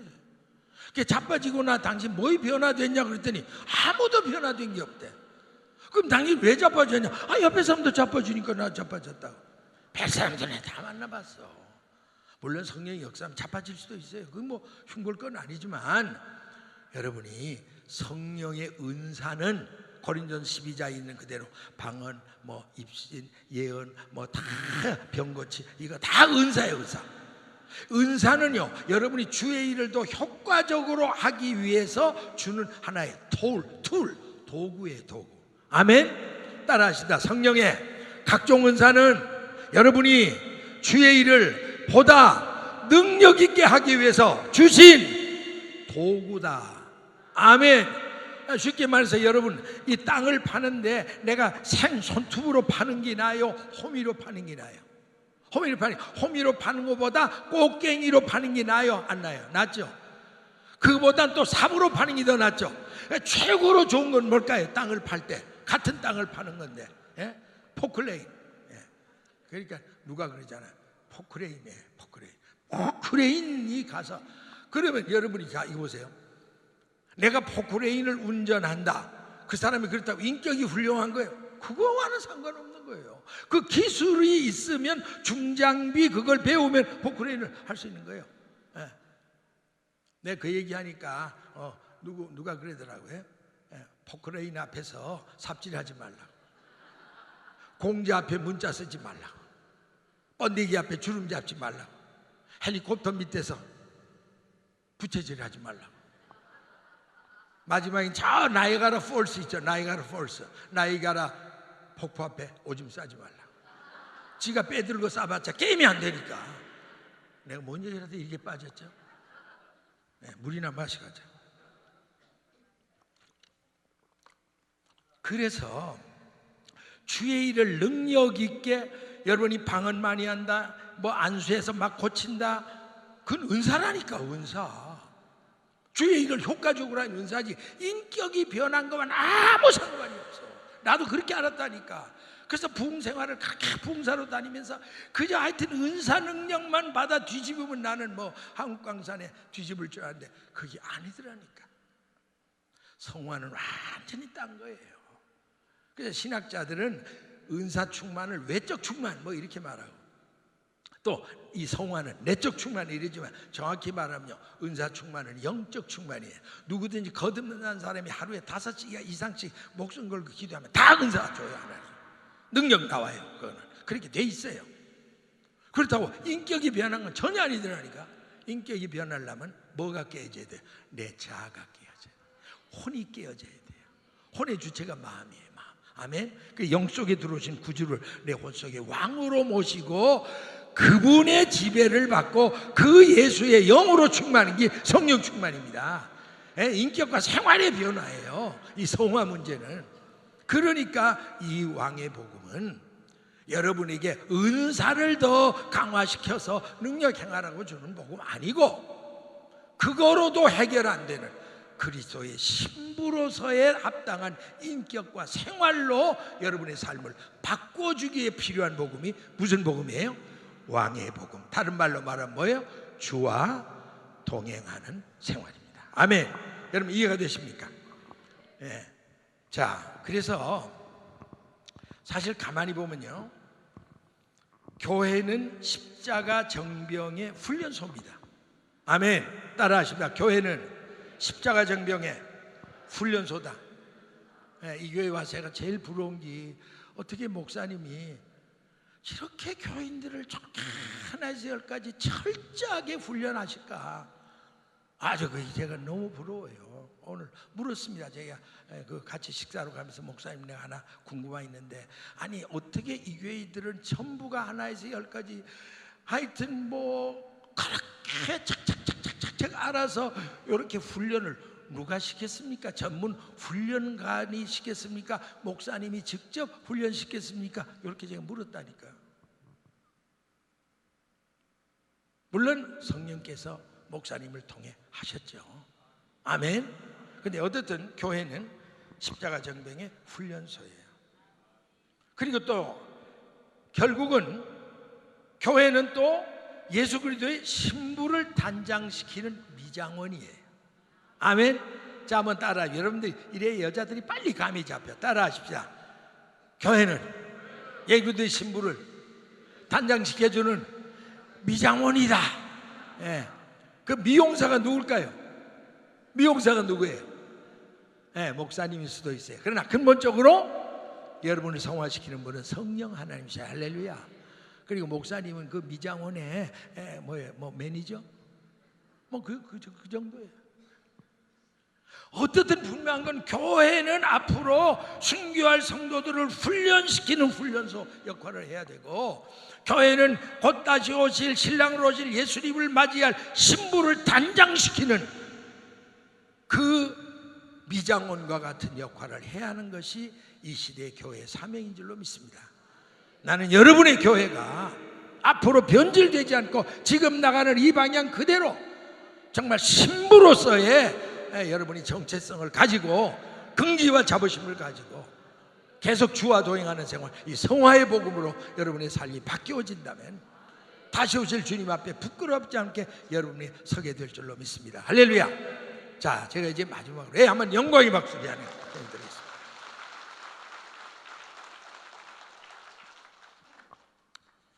제가 이제 마지막으로 이 한 대목만 말씀을 드리고 마치겠습니다. 제가 한 54년 일생 목회를 하는데 적은 횟수는 아니더라고요. 제가 목사님 세계에서 쭉 이렇게 선후배 간에 서로 이력을 얘기하다 보면 54년 동안 한국과 미국을 두루 목회한 목사가 그렇게 많지는 않더라고요. 하여튼 저는 하나님 참 큰 복을 받은 목사예요. 그래서 제 54년 동안 제 목회 생애를 쭉 회상해 보면 하나님이 목사로서 하나님이 내게 엄청난 네 가지의 큰 영적인 축복을 주셨는데요.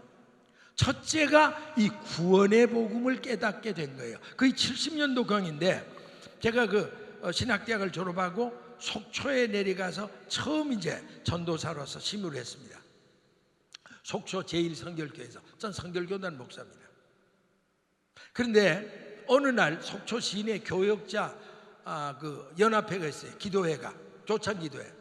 그래서 저도 같이 저 뒷자리에 이렇게 앉았는데 그날 강사가 누구냐면 평양신학을 졸업했는 원로 목사님이에요. 머리가 허연 분이 참 이렇게 존경스러운 선배 목사님이 와서 말씀을 전하면서 이런 얘기를 하더라고요.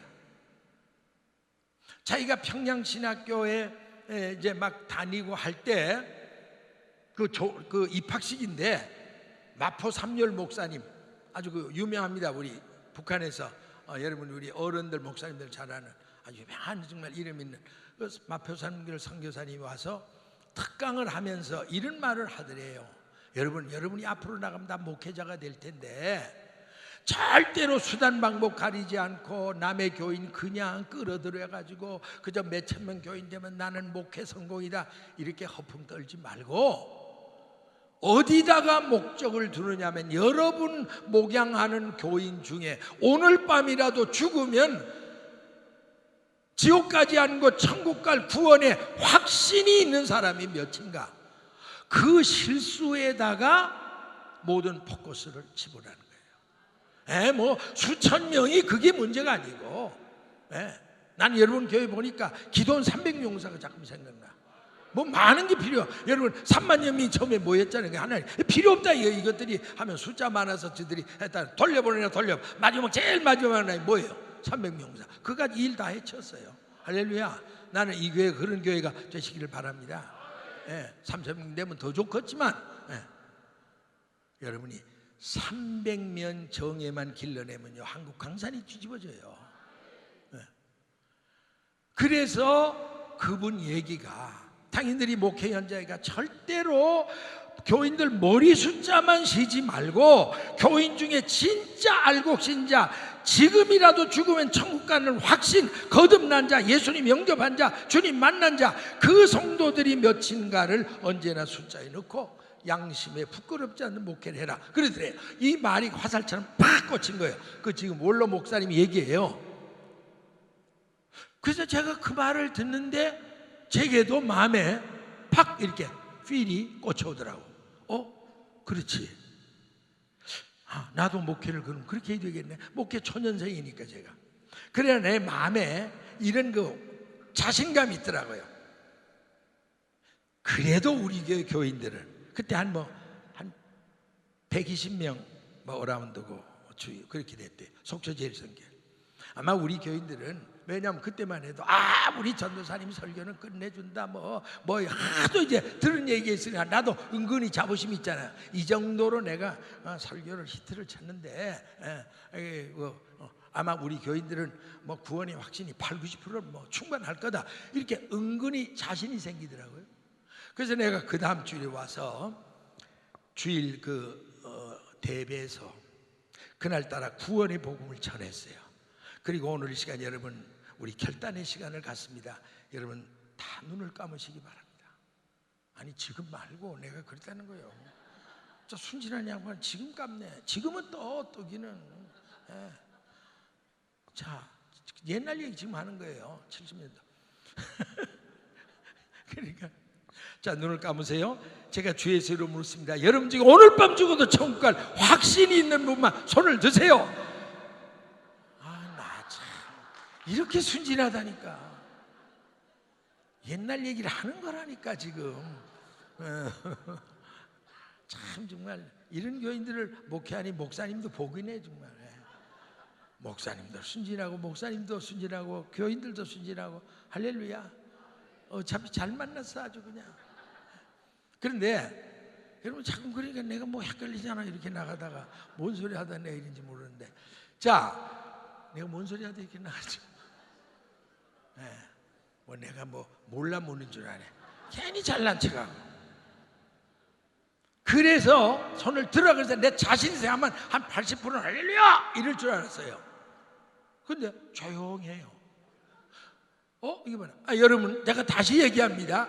여러분 중에 오늘 밤이라도 죽으면 구원받을 확실히 있는 분 손드시라니까요. 그런데도 들락말락 한 서너 번 내가 그래 점점 불안해지더라. 그 다음에 막 언성을 높여서 그랬더니 겨우 한 30%가 그것도 할렐루야 이렇게 쑥 올라간 게 아니에요.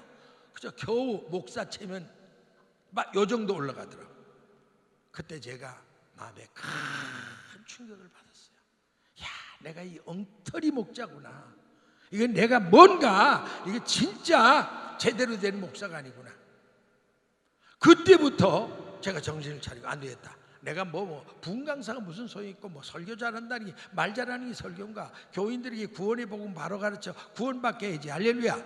저는 그때부터 어쨌든 교회에 들어온 우리 교인들만은 책임지고 구원받게 하는 게 목사다. 아주 그 의식이 여기에 뼈골석에 뱄어요.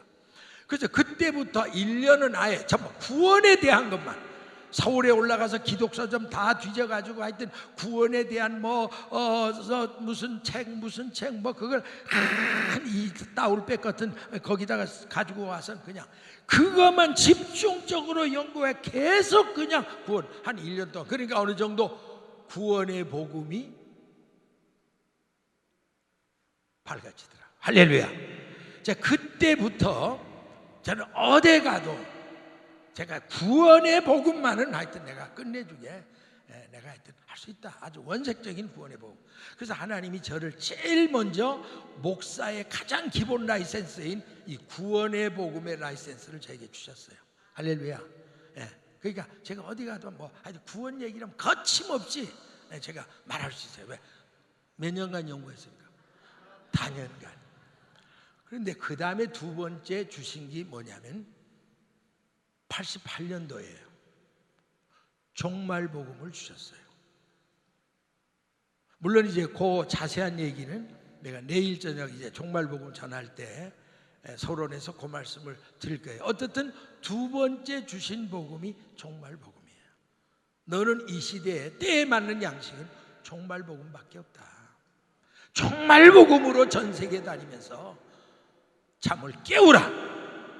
그래서 그때 이제 종말복음을 받고 계속 지금까지 뭐 줄기차게 하여튼 종말복음 전하는 목사들은 참 욕도 많이 먹어요.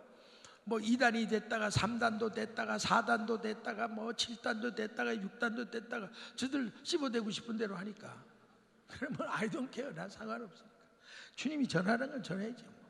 그래서 지금까지 종말복음을 전해옵니다. 하여튼요 할렐루야. 우리 여러분들 박수. 그래서 여러분 이렇게 알면 돼요.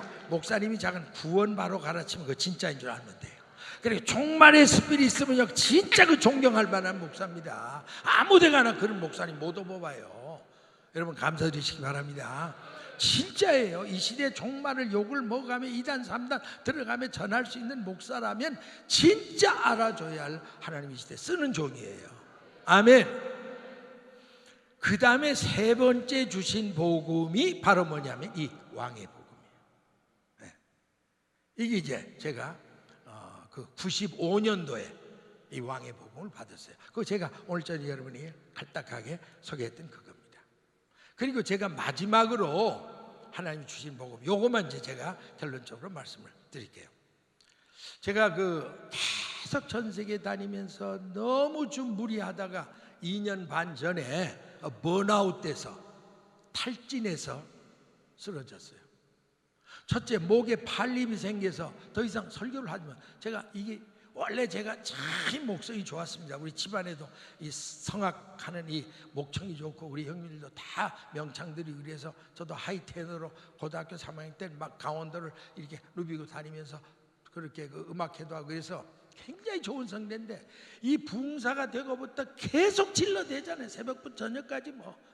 그러니까 이게 뭐 다 나가. 세 번째 이제 팔립을 해서 수술 받고 났는데 하여튼 목이 딱 잠긴데 병원에 가니까 이 팔립이 생긴데 이대로 있으면 아주 성질 버린다예요. 그런데 수술도 어렵다는 거예요. 한 번, 두 번 했기 때문에 다시 했다가 목소리 변절되면 목사님은 그분들만은 직업이 목사인데 이거 못 쓰면 자기들 안 하는 게 좋을 것 같다고. 그럼 최선의 방법이 뭐냐니까 석 달 동안은 절대 사람 만나지 말고 신경 쓰지 말고 목소리를 내지 않는 것밖에 없다는 거예요. 방법은 할 수 없으면 또 수술하지만 책임 못 진다는 거예요. 그래서 저는 그걸 택했죠. 석 달 동안 벙어리 아닌 벙어리로 그냥 손짓 발짓이야. 사람 미치겠더라. 한 석 달 되니까 우울증이 막 덮치겠어요. 하여튼 그러면 제가 완전히 갔어요. 나중에 알고 보니까 사탄이 저를 강력하게 그 약점을 통해 공격해서 제가 완전히 사경을 헤맸어요. 오직 한국에 7개월 동안 와서 아주 그 병원에서 입원해서 있어요. 아주 정말 완전히 폐인되다시피. 그런데 제가 떠나기 전에 제가 아들이 저보고 물어요. 아 목사님 자녀가 몇이냐 그러면 전 꼭 이렇게 대답합니다. 잘 들어보세요. 제가 자녀가 몇이냐면요 자그만치 하나예요.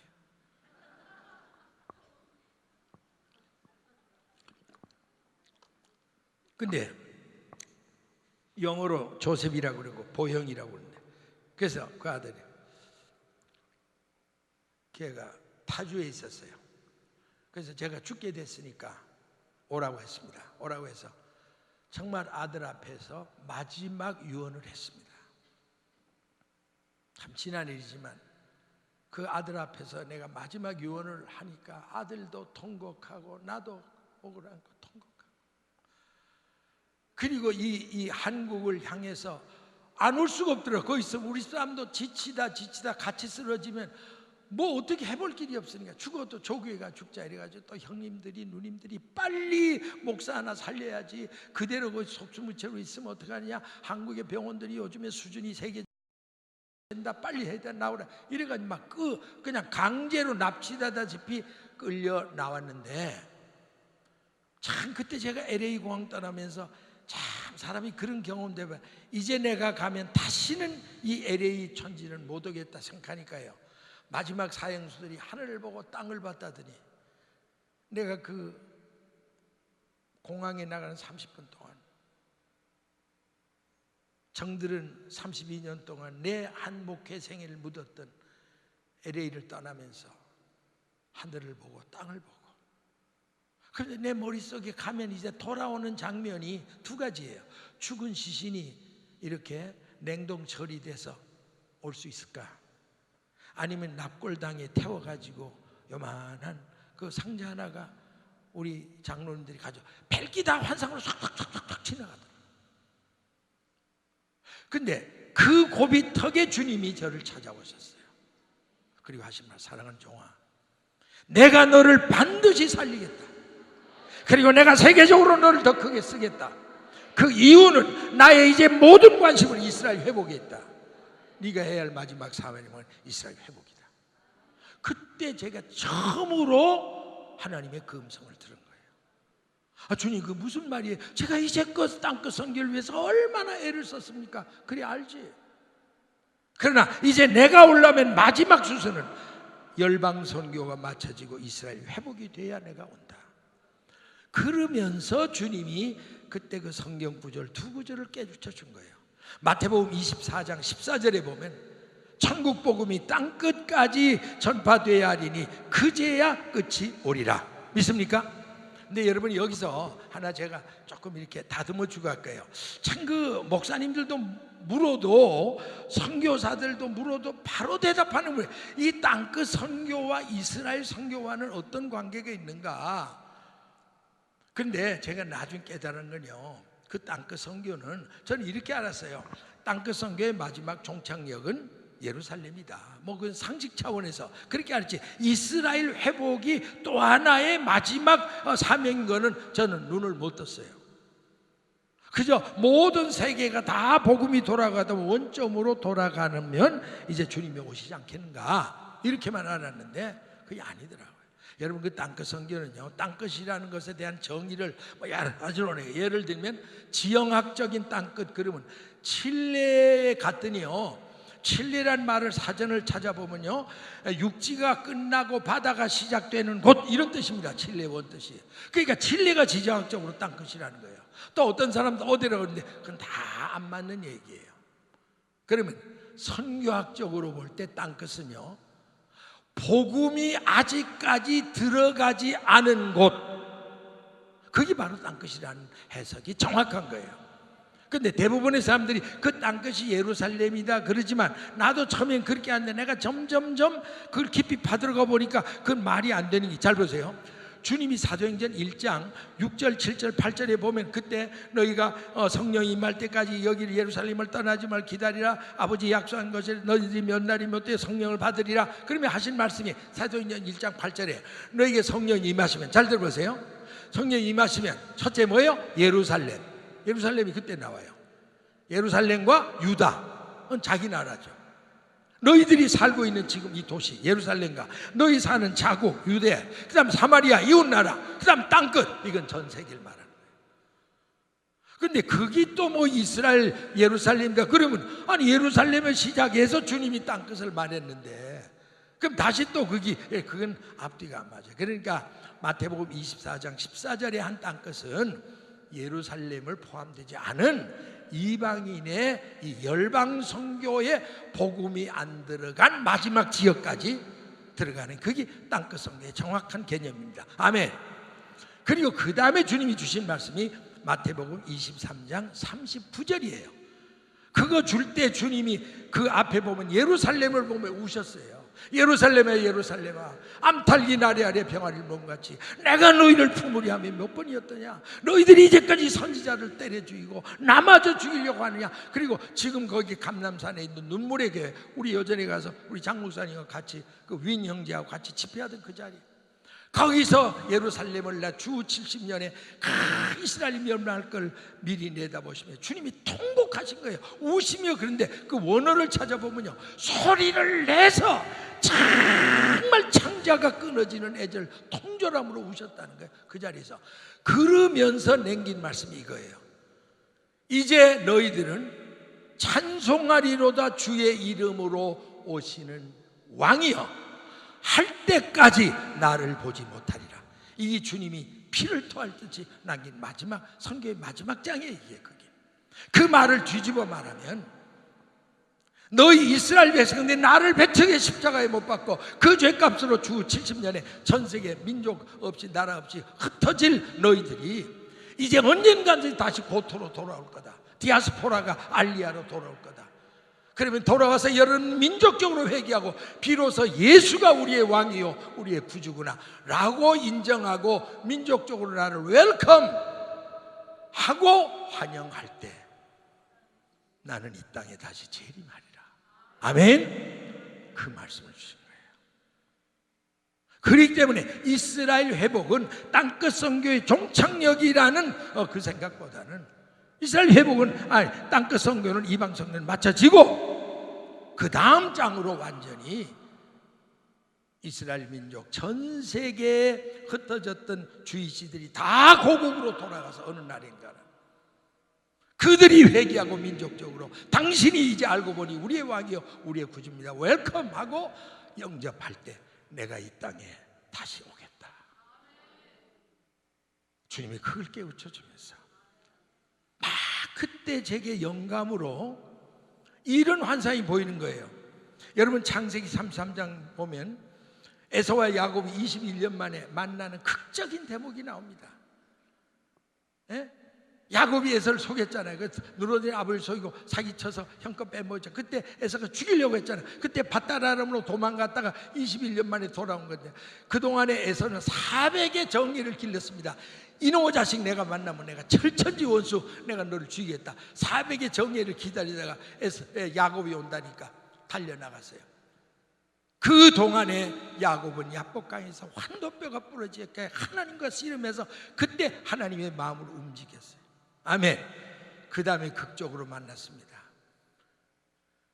평소 같으면 그 400명으로 그 야곱 일가를 싹 멸종시키려고 떠났던 그가 동생의 얼굴을 탁 보는 순간 그 야곱이 그 앞에 엎드러져서 절하는 걸 보는 순간 하나님이 원한으로 가득 찼던 에서의 마음을 감동시킨 거예요. 할렐루야. 그리고 형제가 막 끌어안고 우는 거 있죠. 그때 야곱이 뭐라고 했습니까? 형님이여 내가 이제 형님의 얼굴을 보는 것 같더니 하나님의 얼굴을 보는 것 같습니다. 아멘.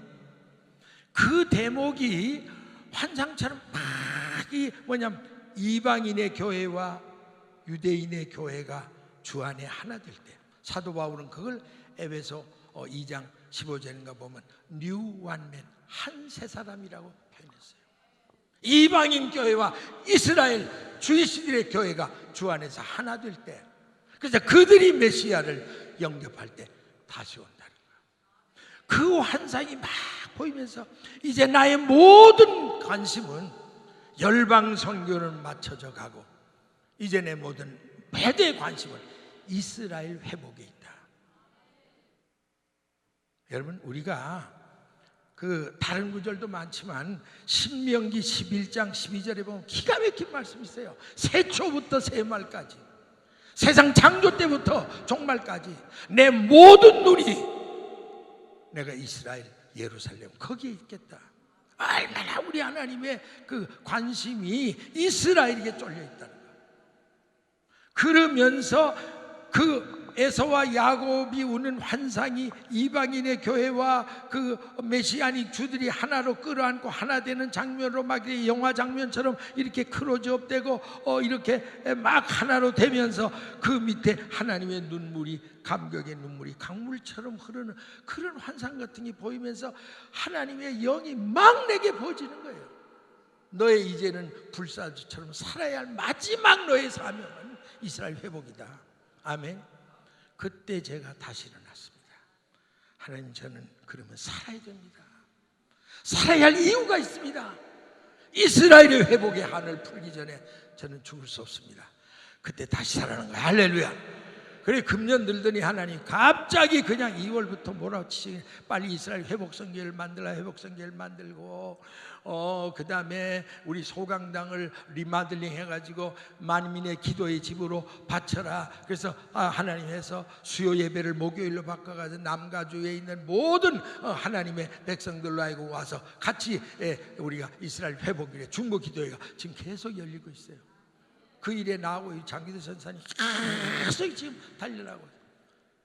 지난 서너 주 전에는 이스라엘 가서 어떻게 하는지 예루살렘에도 만민의 기도의 집을 세워야 된다. 하나님 그런 영감을 줘서 지금 그걸 지금 부지런히 찾고 있어요. 나는 이번에 와 더 놀란 거는 나는 여러분 교회가 아직도 이스라엘 거기까지 내가 손을 못 뻗친 줄 알았더니 보니까 훨씬 먼저 지금 보니까 저 또 장요셉 목사님 제일 앞장서 있네. 이 양반 나한테 그런 얘기도 안 했다고. 그래서 내가 목사님 만날 때마다 요즘에 만날 수도 없어요. 양반 너무 바빠가지고 밥 먹을 때마다 내가 목사님 이왕 이렇게 선교를 크게 한다는데 우리 이스라엘 선교 좀 같이 합시다 뭐 이러고 나중에 이렇게 와보니까 나보다 훨씬 선배예요. 할렐루야. 이 시대의 마지막 사명, 우리 영광의 박수 한번 드리겠습니다. 이 시대의 우리의 마지막 사명은 여러분 참 훌륭한 교회입니다. 말이 그렇지 260, 70명 300여 명 가까운 선교사를 보내고 더군다나 이스라엘 주이시 선교사까지 파송하고 했다는 것, 참 이건 엄청난 축복입니다. 바라기는 여러분 이번 집회 때 정말 신부의 영성이 뭔가, 내가 어떻게 신부로서 준비할 건가, 이제 내일 저녁부터 집중적으로 여러분이 신부 단장에 대한 그런 말씀을 여러분과 함께 나눌 겁니다. 그래서 여러분들은 정말 그리스도의 신부로서 단장해서 이제는 열방 선교를 넘어서 우리 하나님의 마지막 소원이 한 맺힌 이스라엘의 회복의 엄청난 역사에 여러분과 우리가 힘을 앞에 이룩하심으로 우리 주님 오실 때 저 역사의 피를 느낀 역사의 장을 닫으시고 곧 다시 오실 주님 앞에 설 때 잘했다 칭찬받는 저와 여러분 되시기를 주님의 이름으로 축원합니다. 축원합니다. 할렐루야. Praise the Lord. 할렐루야. 영광의 박수 드리겠습니다.